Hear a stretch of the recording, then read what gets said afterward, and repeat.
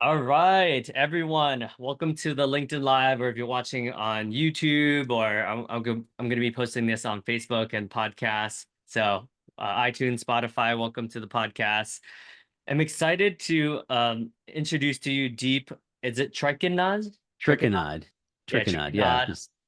Yeah. Trikinad. He's a good dude. We met because I was lucky enough to be a guest on his podcast. So now I get to be able to interview him.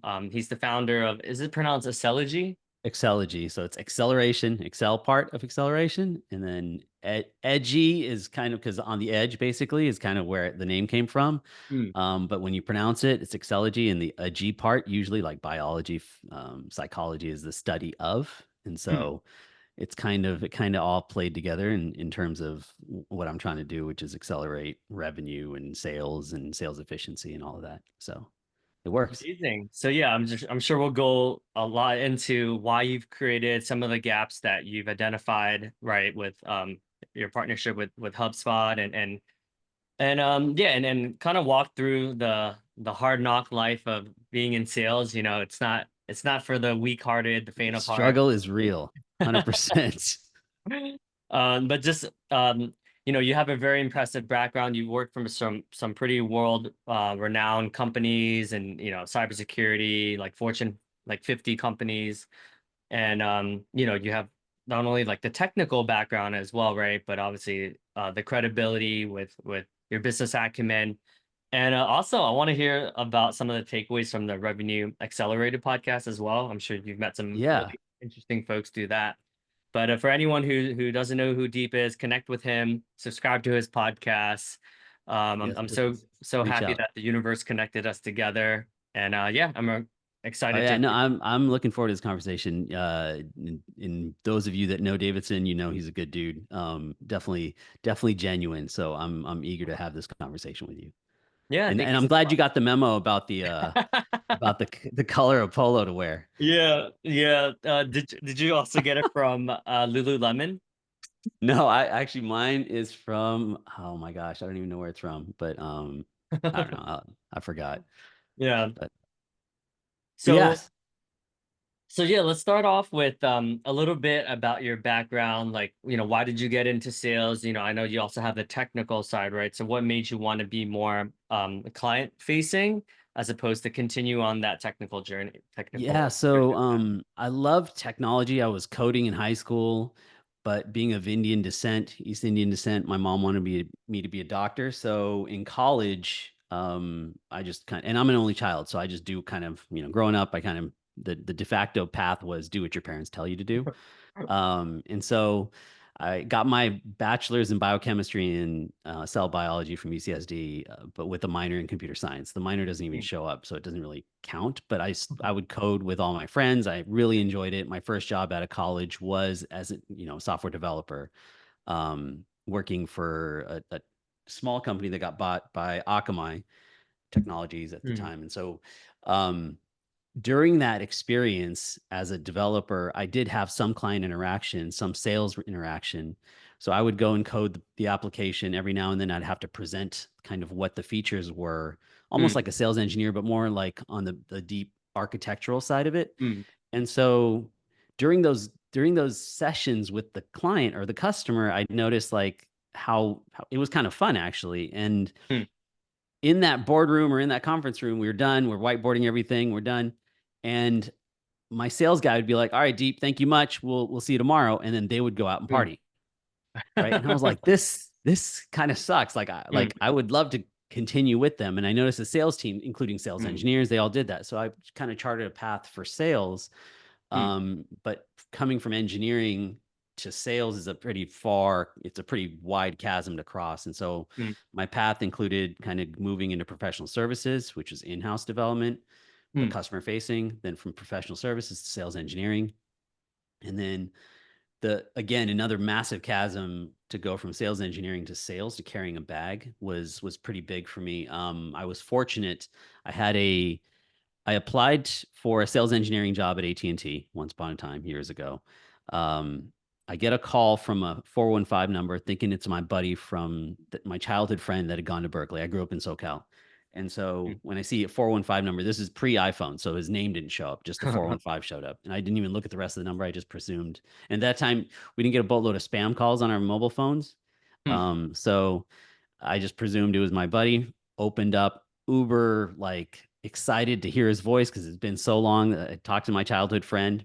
Turns out it wasn't him. It was the recruiter from AT&T recruiting for the sales engineering position that I applied for. Um, and sorry, this long-winded story, but when I finally went through the rounds of interviews, because I opened that call with such energy, like such, kind of familiarity. I don't know how to pronounce that word, but Mm. um, when I got my offer letter, it was for sales executive, not for sales engineer. And I thought there was a typo, called up the hiring manager and I was like, there's something wrong here. And he's like, no, I think you'd be great at sales. Huh. So I went into sales and never looked back. So that's kind of the journey that I took. Whoa, that's wild. That's a crazy story. And yeah, I mean, your soft skills are obviously your emotional intelligence is equally as strong as your technical skills, right? So it is a very you have a very unique skill set. So I'd like to think so, but what I'm realizing as you kind of mature in age for everybody that's listening, I used to think that I would challenge actually as a young buck, I would challenge this notion of if you're a jack of all, you can't be an ace of one. I mean, sorry, you can't be an ace of all. Sorry, you can't be an ace of all. You can only be an ace of one. And I was like, no, I'm gonna be an ace of many. huh. And I struggled to achieve that. And looking back on my career, I find that it's not so much about being an ace of one or jack of all or what have you. It's more around your brand because I do think that technically I can kind of run with the best of them. Mm. Um, I also think on a sales side, I can run with the best of them. But my brand, my personal brand, is more of that of sales because for the past 15 years, I've been in sales. Mm. So and I have two kids, and so as I'm trying to coach and guide them throughout their career, even Mm. though they can be good at everything, but they got to look at it in context of their personal brand and what other people see them and view them as. What's the other person's perspective of them, and then Mm. kind of play the game accordingly.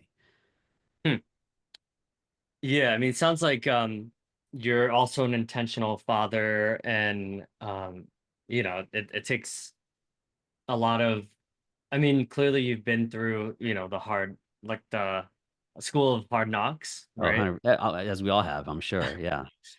Um, so it you're obviously, you've created this podcast, I'm sure, as a way of like networking, meeting interesting folks Yep. and kind of leveraging your ecosystem to everyone helps each other out, right? How does one like take that leap of faith and take that dive? Because we all have, whether it's parenting duties, whether it's, parents are sick or whatever it is, right? There's so many obligations. Like, how do you make time for that? In a world where it just seems like we don't have time. There's just so much going on. There is, but it's one of those things. Like I watch a bunch of uh, influencers, YouTubers, mostly on the business side of things. But in terms of the one common thread that I've seen around everyone who's found massive and wild success is they have a routine that they do not Mm. deviate from. Mm. And candidly, I struggle with trying to figure out what my routine is, or rather, I know what the routine should be, but Mm. holding myself accountable to that routine has been kind of hard. Like waking up in the morning, working out first, right? And waking up early enough so that it doesn't interfere with what you have to do during the day. Mm. Those kinds of things, and then even in holding yourself accountable. Like I'm looking at this Kanban whiteboard, this Kanban storyboard on my other screen here, Mm. and I'd love to see it as a calendar. Like, all right, 9 to 10 do this, 10 to 11 do this, and so on, but Mhm. I'm horrible at trying to like actually, context switch between Mm. 11 o'clock. All right, stop doing that and move on to the other thing. So you move every day, you move a multiple of things up. I struggle with that. And so when you say like, how do I juggle it? Honestly, the podcast Revenue Accelerators is fun for me because to your point, like I get to meet people, I get to kind of interview, and I find myself a naturally curious person, so I try to like tease out and eke out like kind of why people do what they do, like what drives them. And in that I learn how to kind of how do I apply that knowledge that I just interviewed and just learned from Hmm. to myself going Hmm. forward. And so I'm a student of life and constantly learning and trying to apply all that knowledge that I'm picking up every day, every week. Oh. Hmm. So, um, oh, sorry, did I mess? So I, it's interesting, right? Like, because you have the technical background, software engineer, you can code as well, right? So it sounds like you truly believe in a balance of having the hard skills and the soft skills, right? Like, I mean, that's what's worked for me. I don't know if that works. I mean, we know both of us know a bunch of people that only have like they're phenomenal at the soft skills. hmm, And those soft skills in sales, like that's key, right? Like you need hmm, that. I know a ton of people that that's their art. Like they that's their craft, right? The soft hmm, skills. And they've owned it, they understand it, they know their limitations, and so they hmm, operate accordingly. I think each of us, we have strengths and we have weaknesses. I think the biggest step one is understanding where those are. Like how far hmm. can you go with your strength? What do you need to avoid as your weakness? If you think that you don't have a weakness, unfortunately you're kind of screwed because someone else is going to see it. Yeah. Hmm. Man, so many like there's you're just a really curious, not just, you're a very curious dude, and then you're and very inquisitive. So there's so many avenues we can take here. It's like the brand building is one I wanted to double click Yeah, on, but then also the like because I think a lot of people we stay in our lane, right? Whether like we stay as a software engineer for or like most people, I yeah, can't generalize like that. Most people either like we're gonna be like a hardcore salesperson and we're gonna be like I'm gonna be the best at sales, or I'm gonna be a hardcore coder and I'm gonna like yeah. invent the next Facebook or whatever, right? Um, how do you know, I guess timing wise, like do you follow a mix of following your intuition or is it just like pattern recognition or macro you out like macroeconomics wise? Like That's a great question. Honestly, I don't know the answer definitively. I can speculate because what's like I'm in this kind of transition myself personally where, I was the employee and now I'm trying to launch something and I don't know how long, like where I'm struggling personally is how long do I participate in this adventure before just going back to being an employee again? hmm, Like that I think that's that's personal for everyone. But everything that I've researched and studied is you kind of got it. You can't stop. Now, hmm, what does not stopping look like for everybody? I think that also is different. Like, so for me, I don't think I'll ever stop actually pursuing what I want to do, whether I'm doing it on the side or doing it as my main hmm, thing. So when I'm peeling back the onion and kind of looking at that nuance for me personally is how do I, um, execute for success, not just plan for it, but execute? Like, what's the execution path for um, managing as a sole income earner in my family with two kids, one in college? How do succeed at that while also kind of supporting that? So whether it's revenue from the business or whether it's an income, just a salary, and in these times in particular, for those of you watching, some of you, most of you hopefully have jobs. If you don't, like, it's a struggle. I mean, all of it's a struggle, no matter what industry you're in. AI is, I hmm, don't think it's coming for us. I don't think like it's here. And I just think the uncertainty, however, is giving pause to those in leadership positions to be like, well, I don't know what's going to happen. And therefore, hmm, I don't want to make bets yet until I see at least some directionality of how AI is going to impact my industry, my market. hmm. Yeah.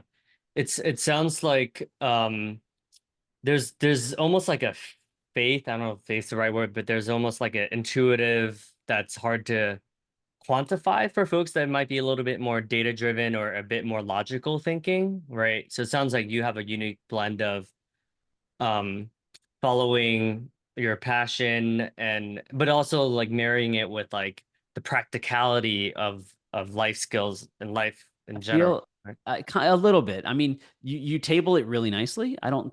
I feel often I feel like Chicken Little running around with my head cut off, like I'm trying to do too many things, Mm, and then I'm not enjoying the moment because there's mm, this whole aspect of kind of stop and smell the roses, and I mm, do that periodically, obviously with family. I feel like I'm hoping that there will be light at the end of this tunnel that I'm in right now. mm, I don't see it yet, but to your point of kind of juggling from what you said earlier, I do juggle. I wish I could spend more time with the family, but they're busy themselves. They don't even have time, so that kind of makes it a little bit easier. But the moment, like, when we become empty nesters, then I don't mm, know, like I'm going to need to be spending a little bit more time with my wife in particular. mm. Yeah, you're bringing up a good point, right? I think entrepreneurship um is definitely not for everyone, right? It takes a certain um not only vision wise, but it takes like a fortitude, like a resilience slash grit that quite honestly, I don't think the average human being can do or would want Yeah, to more. Yeah. it's hard, and even if you are, you think like, all right, you got this great idea and you have the skill and talent to do it, that to your point, that the fortitude, the tenacity that you need to be like, all Mm, right, because there's so many things, and I'm sure if anybody you've watched any of these startup videos and whatnot, everyone will say the same thing. It's quite common, but until it's one of those things like you don't know until you know. Right? mm, And that's so all of us have to go through it, I guess, those that want to be entrepreneurs. But you don't really know the struggle until you're actually in the struggle. And I'm not mm. actually fully in it yet. I'm not even in the deep end. I'm in like on the first or second stair of the pool at this point because I haven't, I don't have employees, I don't have funding, Mm, which partially allow me to kind of pull the chute if I get another job. mm, Um, but if I do get funding and I do have I'm actually I'm on the verge of having a partner for founding the mm. company. So once that happens, I think I have a lot of things in place to make this work. But I don't know. Literally you're flying by the seat of your pants. You don't know if you're gonna go left or right on a given day. And whatever door opens, that's the door you Yeah. walk through. Yeah, it's what you're saying is very relatable as I think we both kind of started this around the same time, right? How long has it been Yeah. since you started this?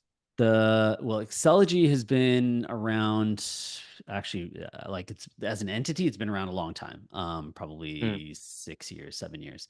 mhm. But in terms of this iteration, the idea, it was started like about a year ago, maybe not even. Okay.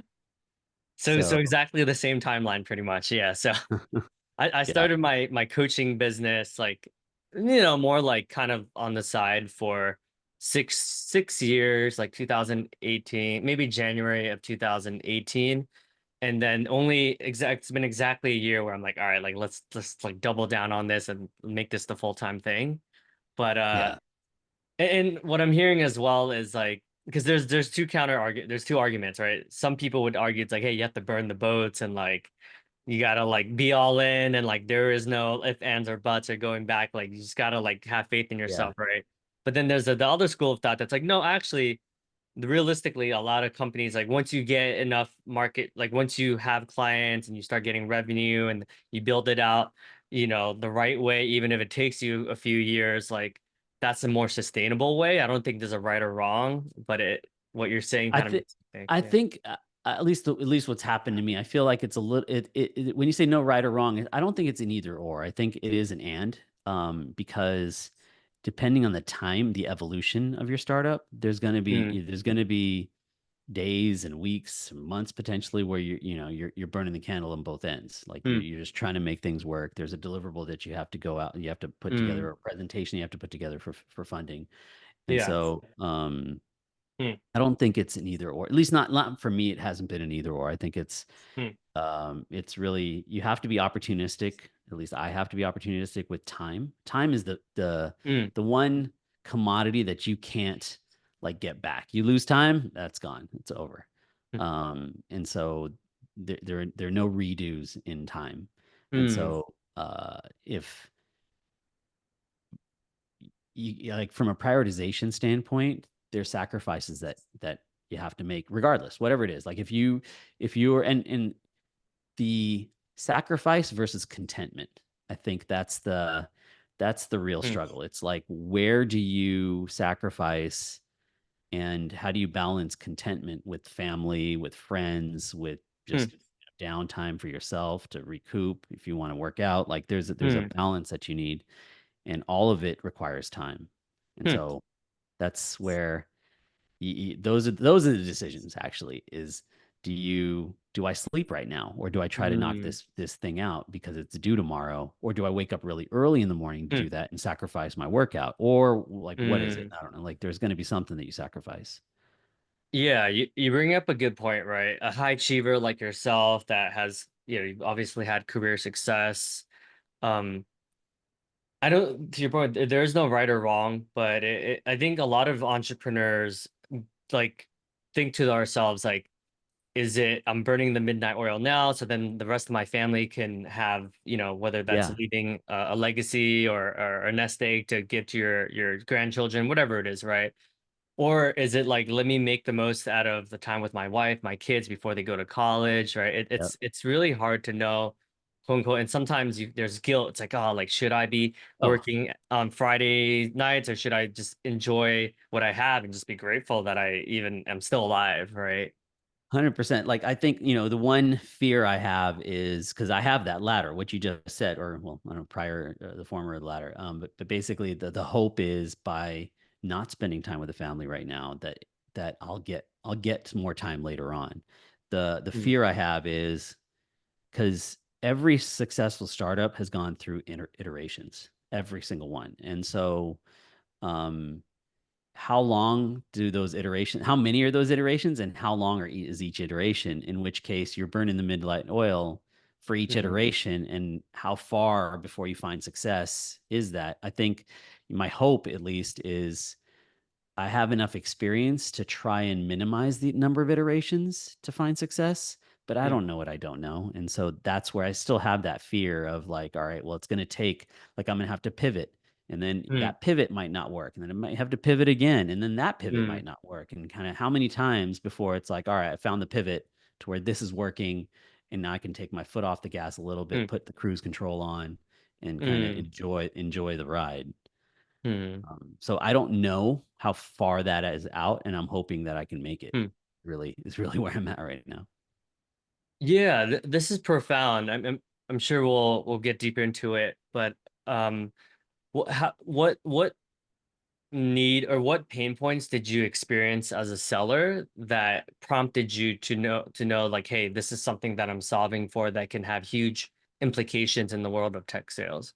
So I've only been in kind of, for better or worse, fortunate. I feel fortunate at least to only been in kind of the enterprise sales and strategic sales side of things. Like when that first job I mentioned earlier that I got hired for, I had access to 18. I was what was known in the telco space as an overlay, which means I'm a specialist for a certain handful of products that I sell. Now Mm, I'm a salesperson. I have my own sales engineer that I bring in, but I'm a specialist, and I don't own the end relationship with the end customer. So AT&T is massive organization, massive mm, sales organization. They have a hub and spoke model, meaning their hub is the relationship owner. So if mm, acmecompany.com, John Doe owns that relationship. Okay, cool. And I mm, want to sell my suite of products into that company. I got to work through John Doe to get to it. Right. And that's kind of the general. And so I always saw that as a two-part sale. Cause so this guy, John, who owns a relationship, that relationship is coveted. It's very precious to him, and he's mm, not going to let any schmuck just talk to his clients or his customers. mm, So I had to sell him on, look, I'm not going to just kind of vomit. I'm not going to just, mm, piss myself in the meeting with the customer. mm, So this is what I plan to present. There's a strategy session with that guy. And then mm, secondly, um, then once I convince John to help to do this, then he'll coordinate the meeting and I'll actually do the pitch. And I found success with that. But That's a complex sale in that you have to know what your path is to find success, right? Mm, And you have to kind of have a strategy around all of it. And in some cases, I had to bring in my sales engineer. In some cases, I didn't. In other cases, I needed to bring in customer service or customer support or product management or engineering. And so for these larger enterprise deals, it takes a village, right, to close those deals. Because if you're talking to the engineer person on the other side, I'm technical, but that's not my day job. I'm not in the code. I'm not in the architecture. yeah. So I still need to bring someone out. And even if I knew it, I'm not the authority. I'm the sales guy, Mm, right? So what I mentioned earlier in terms of the perception of your brand matters in every conversation. So mm, I could go in, and there were times where I knew more than my sales engineer, but it didn't matter. Like my mm, sales engineer needed to say the words, and then the customer or prospect would believe them. mm, So in similar instances, I might know the answers, but it's better to build a relationship across the board, especially as you go up market in enterprise. You mm, want to have relationships just between you and all of the various stakeholders at the prospect or customer site. Like you might have procurement, you might have a champion, an influencer, a decision maker, and all those guys. But there's ancillary stakeholders like I mentioned, procurement. There might be the product managers on that side. There might be engineering on that side, or security on that side, or sales on that side. So the more connections you have, at least I have found in an enterprise type sale, especially a channel sale, which is mm, what kind of my overlay role was. Um, the more those connections, the more success you'll have. And so mm, what I found in terms of the problem is there's no way to measure that today. There's no tool. mm, CRM doesn't like it's CRM stands for customer relationship management. It's like a database for like contacts. It's basically to replace the Rolodex effectively. mm, It manages opportunities, which is great, but it doesn't do a great job of excuse me, understanding like why one rep is more successful than another rep. There's no data in there. mm, A lot of sales leaders will look at activity metrics. They'll be like, how many calls did he make? How many contacts does he have in the company? Like if he just puts contacts in, but the strength of those relationships and the strength of that engagement with all the contacts, that's not really that. There's no mm. tool that automates that, and so that's what I've set out to do with Uh, Accelegy is to try and analyze relationships between organizations led by the sales rep and how mm, those relationships expand and what they look like for a successful sale, and then model mm, everybody else, or rather compare everybody else and hold them accountable to that model or playbook, mm. if you will. Yeah, you definitely should have a conversation with 100 Handshakes, with Mike Viasconi. I think there could be some Yeah. synergies there.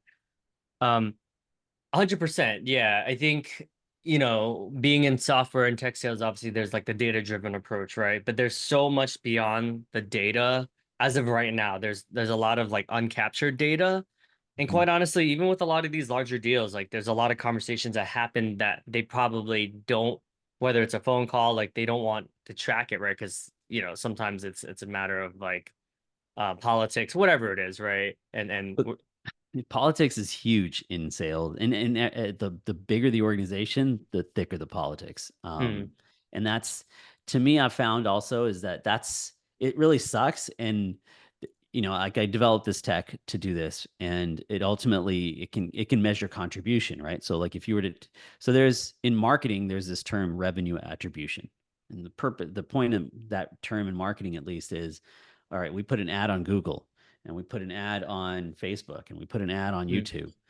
And then now we've generated revenue from those three channels. How much revenue mm, came from each one based on the spend we have? And so they call that revenue attribution.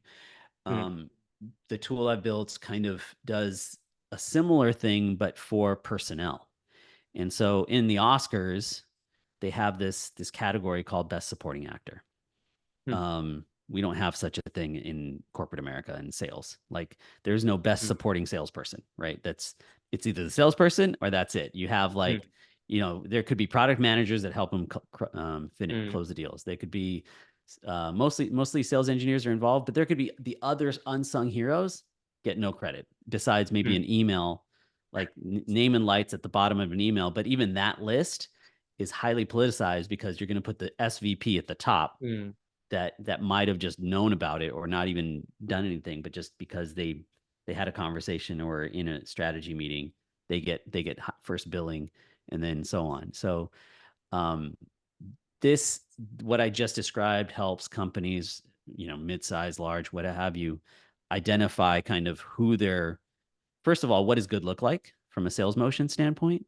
And then secondly, kind of ancillary is who's involved in what good looks like. And Mm, if we had the dream team every single time, would we close every deal? Like would we just mm, kill it?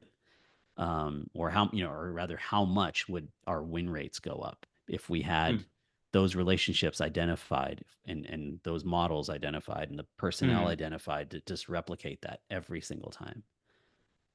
So what I'm hearing is from your experience working on highly complex, very strategic, lot of moving pieces, a lot of people, a lot of egos slash Yeah. relationships, prior relationships, or whatever it is, right?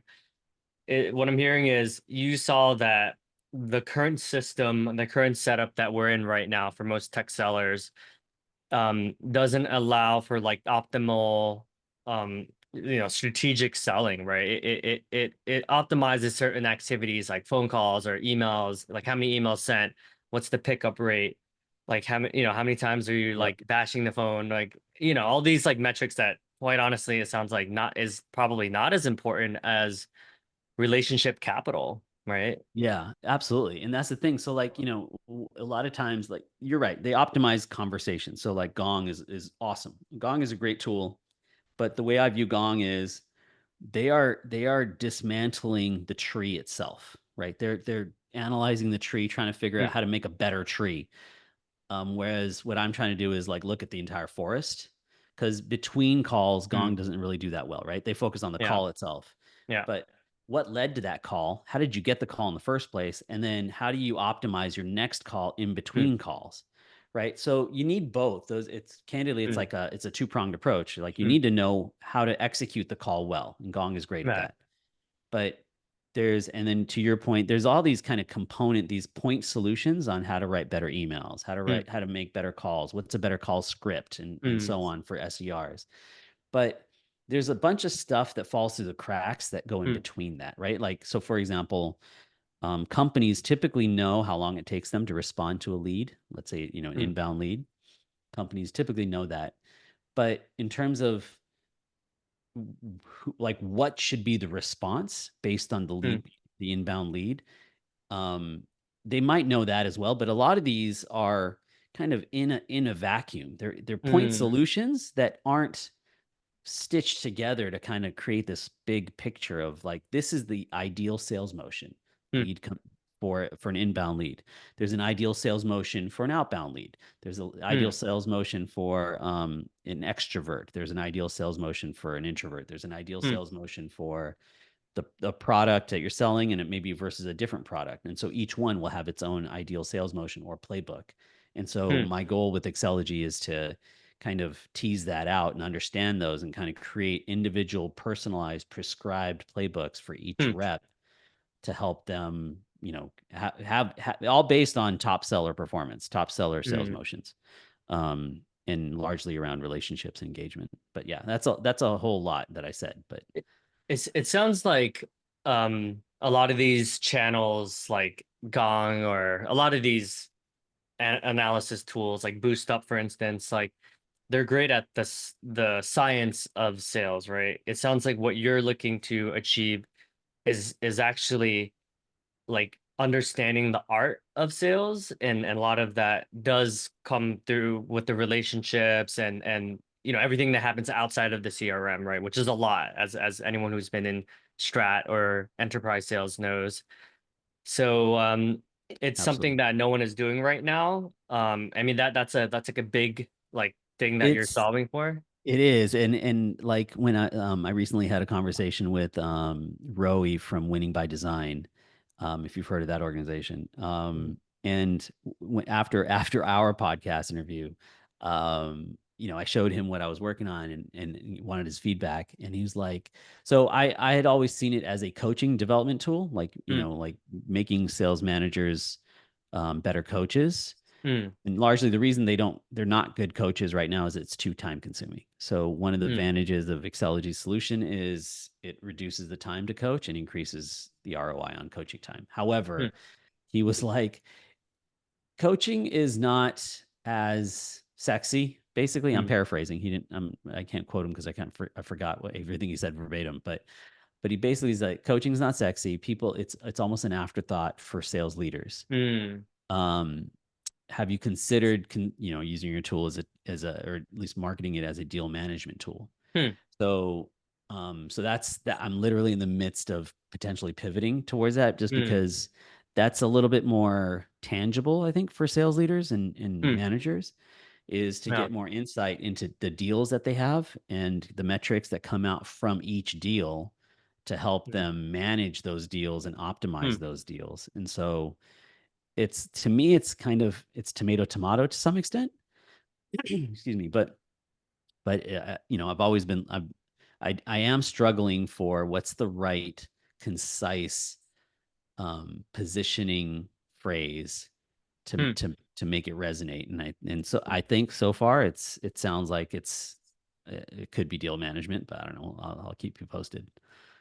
Yeah, I think most sales individual contributors could probably relate to. It feels like sales coaching is more of like a disciplinary, or like, hey, we lost this deal, like, Yeah, let's kind of like Monday morning yeah, quarterback, like review tape, review this, right? But it's yep, like, to your point, how useful would that be if during, it's like, hey, these executives at our organization at Experian or whatever have relationship with these organization, like with these yeah. executives, right? Like how do we um be more thoughtful, and how do we, in just in time coaching versus like after the fact, right? When it's done and then everyone's moved on to the next shiny object or the next big deal. So it's like no one really cares anymore, right? It's kind of like, okay, like, let's ask for feedback, but it's more of just like, let me ask for feedback so that we can um sell them in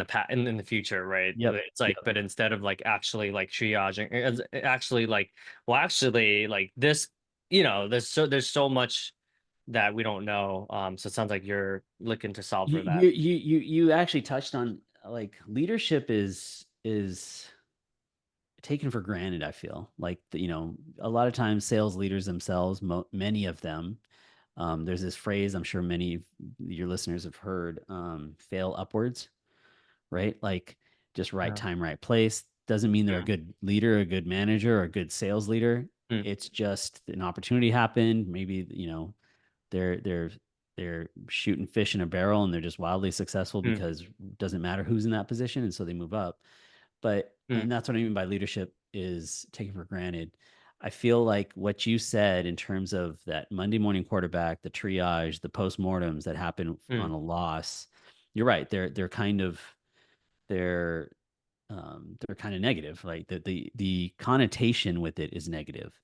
Um, but it's up to the leaders. And I've not, I've had two leaders in my career where they they they understood context of that loss, and that it wasn't just a salesperson. Like, it's like, what is the opportunity? If you look back, like, mm, what was in your control, what wasn't in your control, right? And then recognizing that it wasn't just the sales rep that's why it lost. Maybe the mm, product failed, or maybe mm, the product wasn't delivered, or there was and this happens quite a bit.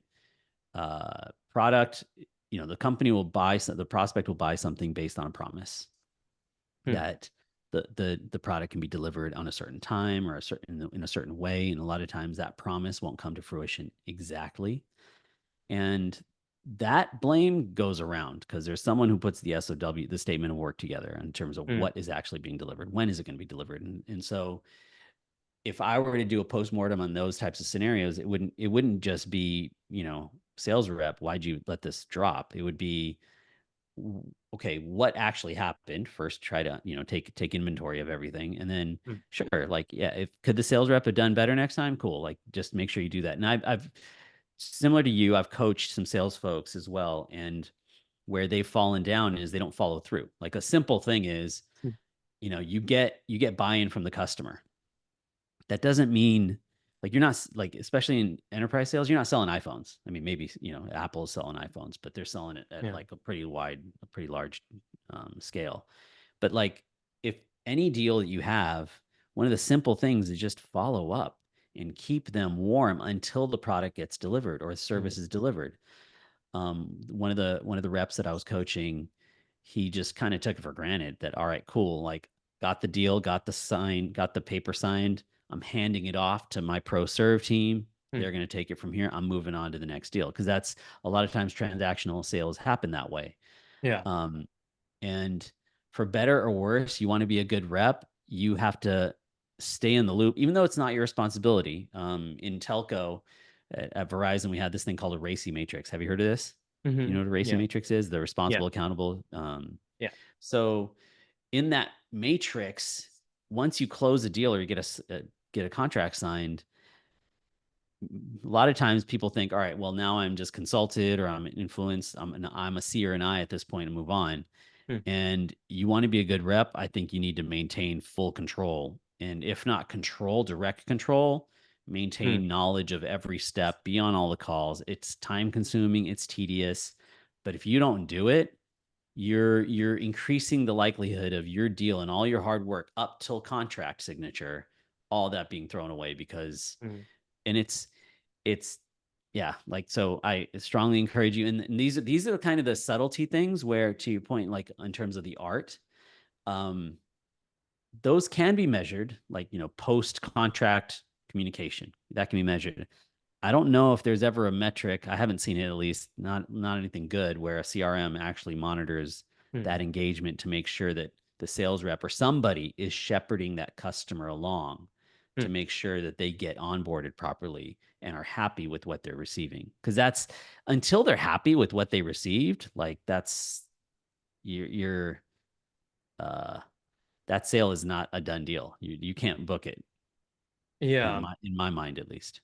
Yeah, and it's also the incentives as well, right? Like obviously a lot of account executives were incentivized, and this is good and bad depending on how you look at it, right? It's good for like the transactional, like, hey, I got mine, like I'm on to the next whale, right? But there if we're thinking about holistically what's best for the client, to your point, like there is a lot of knowledge transfer that and a lot of reps, like everyone hates putting notes into CRM, right? But there's just like a Yep. lot of like specific knowledge that isn't really transferred. So perhaps this is a for any sales leader that's who's listening right now, perhaps it's thoughtful to really examine the incentive structures, because I'm not gonna lie, like even when I was at selling LinkedIn Learning, there were like I was very heavily incentivized to like, hey, like the relationship manager takes it on, the customer success manager puts out the fire, like do your thing, right? And that's what I was paid on,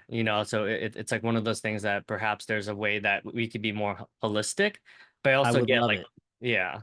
I would love it. So if I'm, knock on wood, if I'm ever able to find success with running my own thing, I genuinely want to have a trickle down comp plan Hmm, so that everybody in the organization is comped on success. hmm, So it's not just the rep, because the problem is the rep hmm, is, it's feast or famine.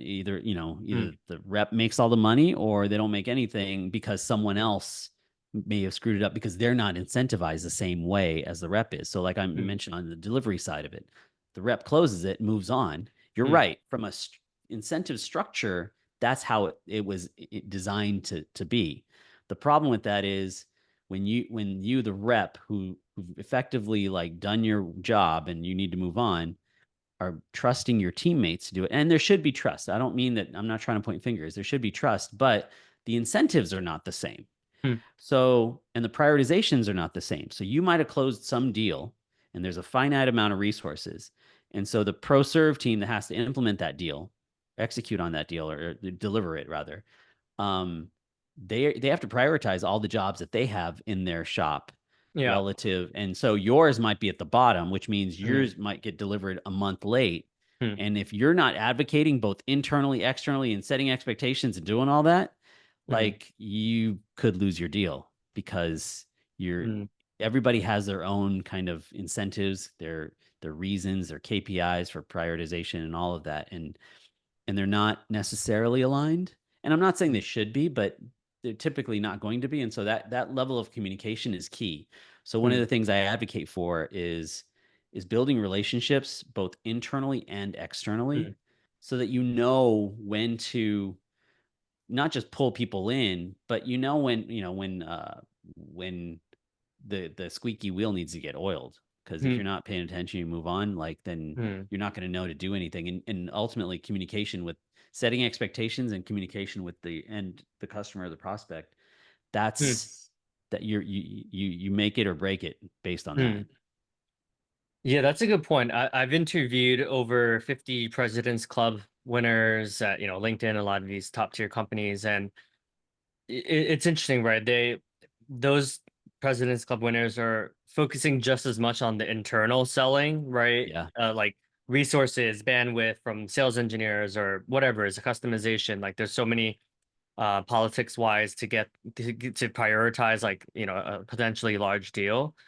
And I think a lot of the more junior sales reps, like we're also focused on like, well, it's all about like grinding and like the volume. And to your point, it's because of like Gong and all these tools are like, and managers are being told like, hey, like, why did you make only like 50 dials today? Right. It's like, and yeah. some of these are like enterprise sellers, like that have been doing sales for 30 years. And it's just ridiculous. It's like, dude, like I've sold 100 million in my, you know what I mean? Like, I don't need you to tell me like I need to pick up the phone and make another call. Like, I think I know that. This is the politics. Like I was at AT&T, I was one of the top sellers, and literally like so I was top sellers except for one quarter. And then that quarter, Mm, I was being scrutinized, like how many calls did you make? How many mm, meetings did you make? And all this. And I was like, look, they're like, especially in enterprise, it's not as transactional, meaning like it's mm, not as clockwork, like every week you're going to close X amount of mm, deals. Like it's all about making forward progress. And sometimes, yeah. depending on timing, your module. So I only had a module of, I don't know, it was a finite number of customers or prospects. And so I couldn't move all of them. Like Mm, it gets to this point when you mentioned 50 dials a day. All right, maybe some people are actually doing that, but like if I have like 100 contacts and I'm expected to make 50 dials a day, like at some point they're going to just block me on their phone, mm, right? Like or email, they're going to put my email into a filter. mm, Like in from an enterprise and strategy side of things, the quantity doesn't matter as much as the quality. mm, And so of each connection, so when I make a connection or get a response or engagement from any of my prospects, that single interaction is so valuable. Is so like I'm not going to get the, they say you never get a second shot at a first impression. mm, Like that's it. That's the first mm, impression. And you got mm, to deliver on that to get to the next one. And mm, when you build rapport in a relationship, you can then maybe make a mistake here or there. Like they'll tolerate it because now they know mm, you. mm, But if they don't know you, like you got to come out knowing your stuff and be ultimately like responsive. And so that's why, like even in the lead gen stuff, the marketing stuff, inbound lead comes in. If it sits for more than 10 minutes, it's effectively mm, lost because they moved on. Maybe I mean I'm exaggerating. Maybe it's more mm. than that. I'm not a marketer, so I don't actually know the numbers. But So it sounds like what you're creating is really on capitalizing on the relationships and the quality of not only the outreach, but just the quality of interactions, right? correct, yeah. And so so for example, if you take a top rep, that top rep you mentioned, you interviewed a bunch of President's Club sales reps, right? What they know how to anticipate problems. They know where the pothole's going to be ahead of Mm, time. And so what they'll do is they'll build those relationships with the you know I'm in California, so we have Caltrans, basically the road crew that fills potholes, right? So like someone that can help either route around traffic around that mm, pothole or go over that pothole, but they need help. The sales rep can't do it by themselves. mm, So knowing that a pothole's coming down, they'll tee up the team that's necessary to overcome that pothole, hurdle, or speed bump, whatever it might be. I mm, equate it to like the top reps would be if all of us were high, professional athletes and quarterbacks, being able mm, to like read the defense in the NFL, being able mm, to understand like what you're being faced with, and then know what play to call as an audible. So mm, like you might have a game plan, like, all right, I'm going to do this, I'm going to do this and do this. But then based on the defense, you're going to change it slightly. And so similarly, the top reps know what they're being faced with. If it's a mm, highly technical person, or there's a guy that really cares about the dollars and cents, or if there's, depending on what they're being faced with, they're going to have to mm, adjust. So every opportunity is not going to be exactly the same as cookie cutter. So mm, even these tools like Gong doesn't necessarily account for the nuance in personality type. Like if this mm, guy's really rigid, got to stick up their butt, versus the other guy's uber friendly, but mm, cares about these different attributes or features of the product. Like there's different things. And so Gong will eventually, for those organizations that are using it, will eventually become a knowledge base for how to mm, handle objections, which is awesome. And you need that. I'm not, but it's still a kind of single point solution. And honestly, candidly, even the solution I'm building is going to be a single point solution, but it's slightly broader. It gives you a little bit more perspective, I think, than a lot of these other kind of point tools. mm, And candidly, the marketplace demands point tools because a lot of times people have a very specific problem. mm, They're like, I just want that problem fixed, when they don't mm, realize that that problem is a result. It's a symptom of bigger problems. mm.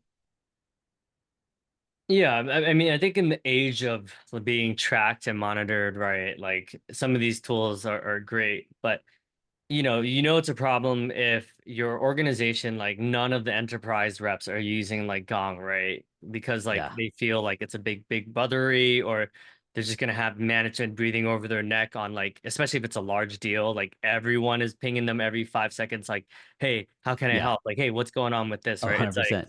it's crazy, right? So it's like um and a lot of us, like when I was at LinkedIn, I was more of an SMB rep. Like I loved it, right? Because I was able to like go to like top performers and but I noticed like the higher up you go, the less they were using a Gong, Well, right? that's also, I mean, that might be true. That genuinely, that might be true legitimately, but that's also because they don't have the number of reps. Reps meaning Mm, repetitions, as an SMB true. rep would have, True. right?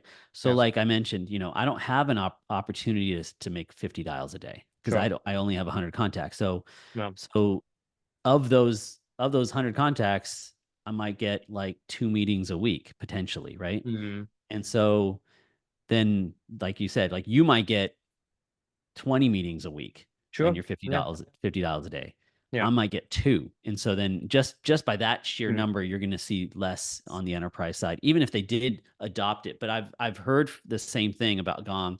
So Gong is a tool which is great, but you got to use it, right? As with most tools. yeah. And Gong requires time to use. Like you need to actually go in there, Mm, snip your clips and like library, like document which pieces of the call were good to share it and all of that mm, stuff. So, but someone needs to listen to it. And a lot of the diligent sales managers will do that.